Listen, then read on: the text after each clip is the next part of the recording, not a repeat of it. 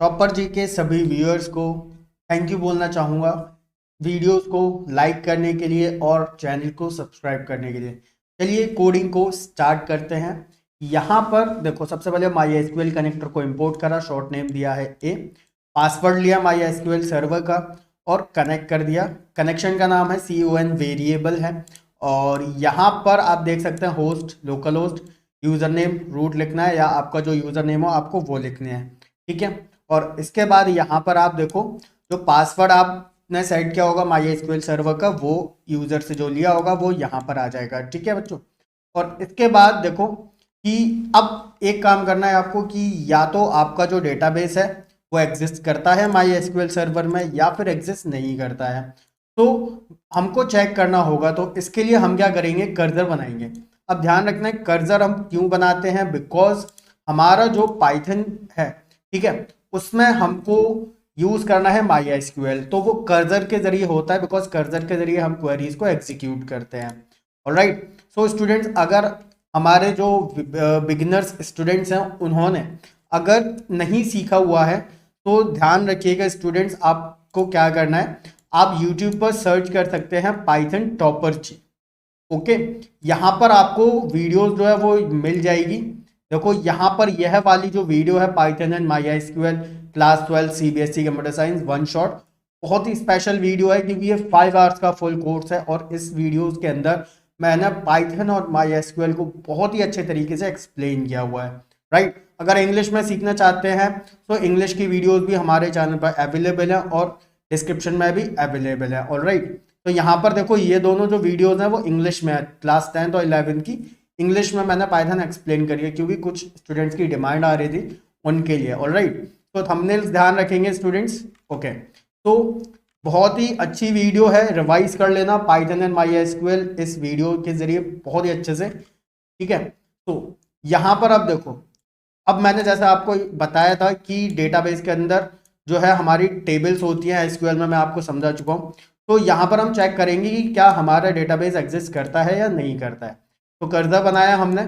अब सारे जो डेटाबेसेस है उनको चेक करने के लिए एसक्यूएल क्वेरी यहाँ पर लगाई और सारी जो रोज होंगी उनको मैंने फैच करा डीएल के अंदर। अब जो सारी रोज है उनमें से जो कॉलम है, ठीक है, 0 इंडेक्स पर फर्स्ट वाला कॉलम होगा जिसमें हमारे डेटाबेसेस के नेम्स होंगे, तो वो हमने इस तरीके से लिए हैं।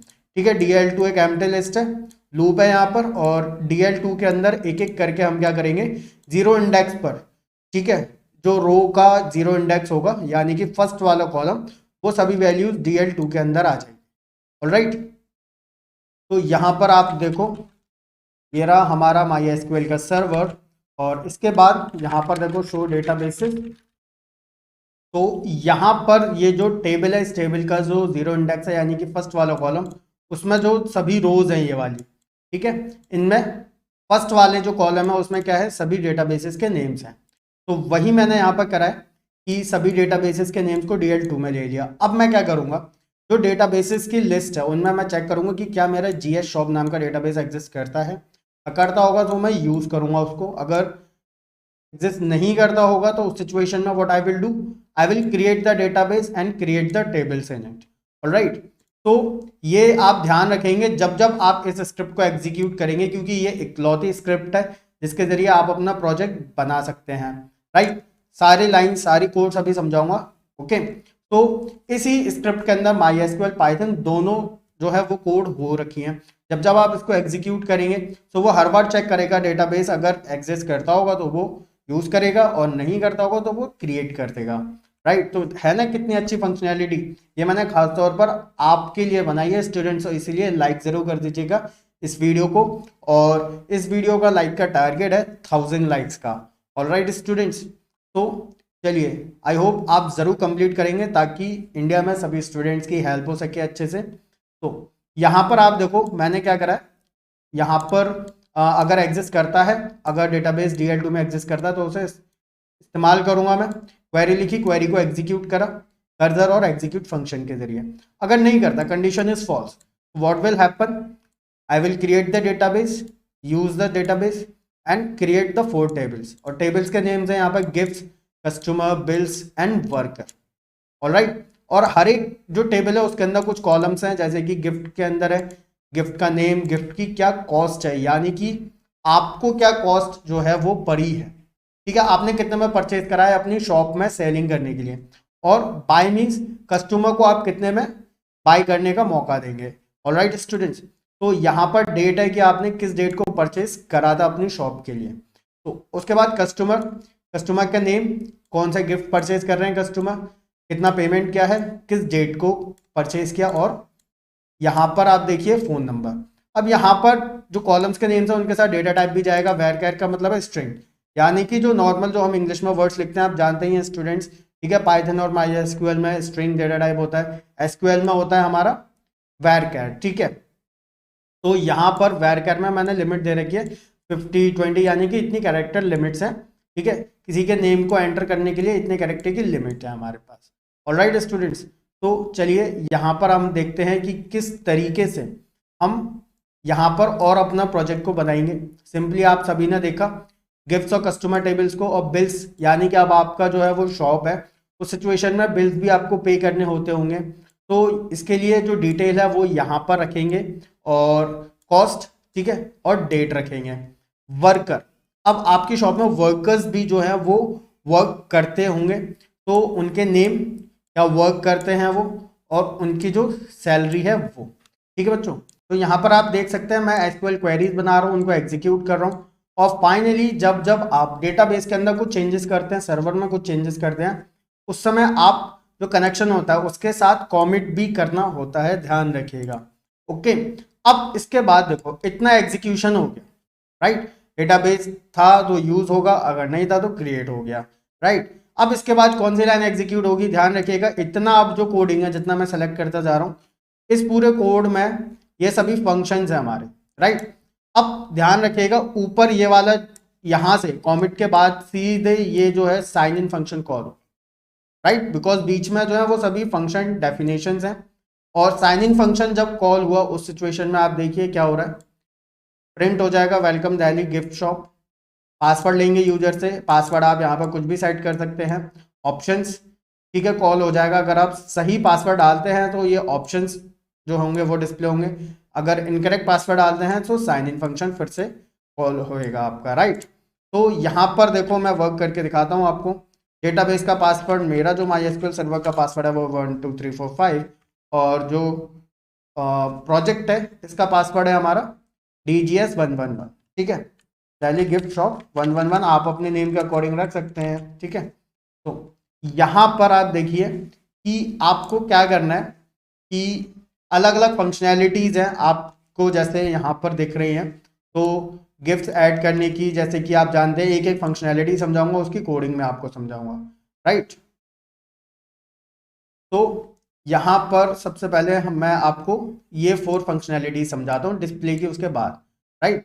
तो जैसे ऑप्शन फंक्शन कॉल हुआ उसके बाद ऐड गिफ्ट करेंगे, यानी कि आप शॉप ओन करते हैं तो डेफिनेटली आप परचेस करेंगे अपनी शॉप के लिए, तभी तो सेल कर पाएंगे। तो ऐड गिफ्ट मीन्स अपनी शॉप के अंदर जो है शॉप के लिए परचेजिंग करना, ठीक है।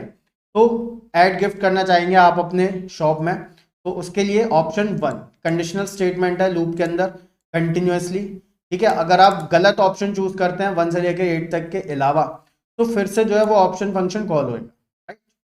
तो यहाँ पर आपको पूरा एक एक लाइन विजिबल होता जा रहा है एक एक करके, ठीक है स्टूडेंट्स। तो यहाँ पर आप देखिए कि व्हाट आई हैव डन, कि ऐड गिफ्ट करना है, तो choice 1 correct, and add gift will be called, right. तो ऐड गिफ्ट अगर कॉल हुआ तो उस सिचुएशन में हम यूजर से ले लेंगे नेम, कॉस्ट, ठीक है, जो मैं आपको टेबल एक्सप्लेन कर ही चुका हूँ कि जो कौन सा गिफ्ट है उसका नेम जो आप अपनी शॉप में ऐड करना चाहते हैं, कितने का पड़ा है आपको, और यूजर कितने में बाय करेगा, और किस डेट को आपने अपनी शॉप के लिए परचेजिंग करा है। तो यहाँ पर एक ट्यूपल क्रिएट करेंगे, राइट, इस तरीके से जो वेरिएबल्स हैं इनके, और जो गिफ्ट वाली टेबल है मैंने आपको समझाई दी ना, टेबल्स यहाँ पे याद है ना स्टूडेंट्स। तो यहाँ पर आप देखो जो गिफ्ट वाली जो टेबल है उसमें हम सारी वैल्यूज को इंसर्ट कर देंगे, कर्सर बनाया, एग्जीक्यूट करा, क्वेरी और डेटा, ठीक है, ये जो वैल्यूज हैं वो इधर आ जाएंगी, राइट, और कमेंट कर देंगे, क्योंकि डेटाबेस के अंदर हम चेंजेस करवा रहे हैं, डेटा एग्जिस्ट नहीं करता था, अब डाल रहे हैं उसमें, राइट। और उसके बाद डेटा इंसर्टेड सक्सेसफुली एंड फिर से ऑप्शन फंक्शन कॉल और न्यू फंक्शनैलिटी हम चूज कर सकते हैं। तो चलिए इसको एग्जीक्यूशन करते हैं। अब देखो ऐड गिफ्ट करते हैं। सबसे पहले आप जानते हैं नेम, तो सपोज कर लीजिए टैडी, ठीक है। टैडी आप जो है वो रेड कलर का जो है वो, ठीक है, रेड कलर का टैडी है एज ए गिफ्ट, राइट। तो इसको आपने अपनी शॉप के लिए परचेज करा है। कॉस्ट क्या कॉस्ट पड़ा है आपको, सपोज कर लीजिए इट हैज कॉस्टेड 400 एंड आप कितने में सेलिंग कर रहे हैं, suppose you are selling it in 430 rupees, right. किस डेट को, सो यहाँ पर डेट डाल देते हैं, आप अपने अकॉर्डिंग सही डेट डालेंगे। डेटा इंसर्टेड सक्सेसफुली हो चुका है हमारा, राइट। तो यहाँ पर जो सर्वर है मैं उसमें दिखा देता हूँ आपको। बाकी पाइथन में तो हम करेंगे डिस्प्ले करने का, मैंने आपको बताया हुआ है प्रोजेक्ट के अंदर, ठीक है। तो सबसे पहले यहाँ पर सर्वर में यूज करेंगे हम जी शॉप डेटाबेस है, राइट। और शो टेबल्स देख लो कौन कौन सी टेबल्स हैं, इसमें 4 टेबल्स हैं। तो इसके अंदर select stars from gifts, right. तो यहाँ पर आप देख सकते हैं 3 जो प्रोडक्ट्स हैं आपकी शॉप के अंदर अलग अलग, ठीक है। तो ये आपने मैनेज करके रखा हुआ है, राइट। तो हमारा जो अभी मैंने एंटर करा था टैडी रेड वाला वो यहाँ पर एग्जिस्ट करता है, राइट। तो कोड आपने देखा ऐड गिफ्ट करने का और उसकी जो यहाँ पर वर्किंग है वो भी मैंने आपको समझाई है। अब सेल करेंगे, ठीक है। सेल करने का पहले कोड समझाऊं या फिर फंक्शनैलिटी, चलो पहले कोड समझ लेते हैं। तो यहाँ पर सेल करने के लिए कस्टमर का नेम लेंगे और उसके बाद कौन सा गिफ्ट वो बाय कर रहे हैं, कितना पेमेंट किया उन्होंने, किस डेट को, और यहाँ पर उनका फ़ोन नंबर। ट्यूपल बनाई, कस्टमर टेबल में डेटा एंटर करा, cursor execution commit data inserted successfully and option. ये मैं समझा चुका हूँ आपको, ऑलराइट। तो यहाँ पर चलिए सेल गिफ्ट करते हैं और यहाँ पर यही जो गिफ्ट अभी हमने क्या करा था, ऐड करा था, इसी को सेल करते हैं। तो इसको गिफ्ट का नेम, ओके ओके। तो यहाँ पर मैंने क्या कर दिया है कि जो कस्टमर का नेम है वहाँ पर मैंने गिफ्ट का नेम कर दिया है, राइट। कि गिफ्ट का नेम यहाँ पर आएगा। तो फिर से एग्जीक्यूट करना पड़ेगा, 1 सेकंड में हो जाता है, राइट। तो यहाँ पर DGS111 और उसके बाद हम करेंगे सेल गिफ्ट, राइट। अब नेम रखेंगे यहाँ पर रोहित, ठीक है, सिंह एंड गिफ्ट रखेंगे टैडी एंड रेड, ठीक है। एंड इसका कलर हम देखते हैं, सॉरी बाय, ठीक है, 430 रुपीज़ का। तो यहाँ पर देखिए एक छोटा सा एरर हुआ है, बहुत ही छोटा सा है कि बाय में जो है वो प्रीवियसली मैंने वो वैल्यूज रखी थी जिसमें हम परचेज कर रहे हैं और कॉस्ट में वो वैल्यूज रखी थी जिसमें कस्टमर को सेलिंग हो रही है। जबकि अभी मैंने क्या करा है, कॉस्ट में वो वैल्यूज रख दी हैं जिसमें हम जो है परचेज कर रहे हैं, यानी कि शॉप के लिए परचेजिंग कर रहे हैं, और बाय में वो वैल्यू रख दी हैं जिसमें हम कस्टमर को सेलिंग कर रहे हैं। तो आप ध्यान रखिएगा कि आप जो है कॉस्ट में क्या रखेंगे, जो आप अपनी शॉप के लिए परचेज कर रहे हैं वो, ठीक है। प्रीवियसली इन 2 डेटाबेस इनको हम यहाँ पर रखे रहने देते हैं। हालांकि आप अगर एसक्यूएल जानते हैं, सीखा हुआ है मुझसे, तो डेफिनेटली आप इनको यहाँ से डिलीट भी कर सकते हैं बहुत ही अच्छे तरीके से। यह जो वीडियो है इसमें पूरा एक्सप्लेनेशन है आपका, राइट, कि कैसे how to delete a particular row from SQL. एक बहुत ही अच्छा टिप बताया मैंने आपको, ठीक है, फंक्शनैलिटी बताई है एसक्यूएल की। तो चलिए यहाँ पर जानते हैं कॉस्ट प्राइस सेलिंग प्राइस। तो यहाँ पर कॉस्ट में मतलब वो कॉस्ट रखेंगे हम अब से जिसमें हम अपनी शॉप के लिए परचेजिंग कर रहे हैं, और बाय में कस्टमर के लिए 430, राइट। तो अभी हम कहाँ पर थे, कस्टमर जो परचेज कर रहे हैं, तो कितने का पेमेंट करेंगे कस्टमर, 430 रुपीज़ का, और किस डेट को परचेज कर रहे हैं, तो सपोज कर लीजिए, ठीक है, ठीक है, 10/12 को ऐड किया था, तो ठीक है किसी भी डेट को हम यहाँ पर सेल करवा सकते हैं। तो यहाँ पर 10 के 10 पर ही सेलिंग करवा देते हैं, अच्छा रहेगा, ठीक है। फोन नंबर फॉर एग्जांपल यहाँ पर डाल देते हैं, इंसर्टिंग सक्सेसफुली। अब देखो दिखाता हूँ, यहाँ पर डिस्प्ले करवाता हूँ, कोड के जरिए भी डिस्प्ले करवाऊंगा, फ्रॉम कस्टमर, ठीक है। तो यहाँ पर आप देख सकते हैं जो जो परचेजिंग हुई है वो यहाँ पर डिस्प्ले हो रही है, जो रिसेंट वाली हुई है हमारी वो ये रही हमारी। ठीक है स्टूडेंट्स, सभी को समझ में आ गया? ओके ओके, रोहित सिंह वाली ये रही।